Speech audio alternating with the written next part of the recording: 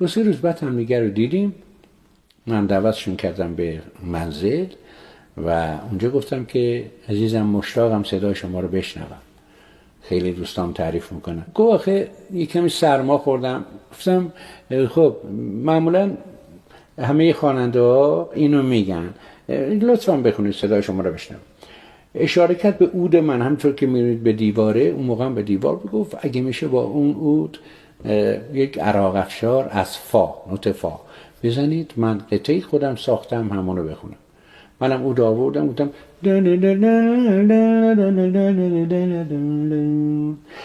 گفت یکی را دوست می‌دارم ولی افسوس او هرگز نمی‌داند. تو دلم گفتم به به چقدر صداش قشنگ، دلنشین. بعد گفت نگاهش میکنم شاید بخواند از نگاه من که او را دوست می‌دارم.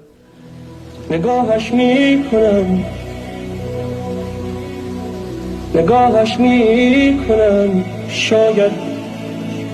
شاید بخواند از نگاه من که او را دوست می‌دارم.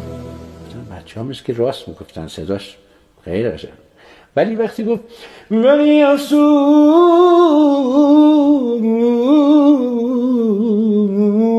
اینه که گفت مضراب ناخودآگاه از دستم افتاد پایین. ولی افسوس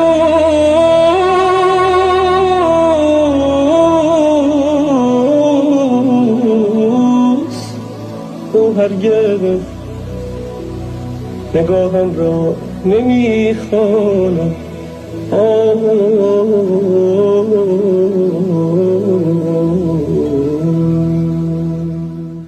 همینطوری خیره بهش شروع کردم.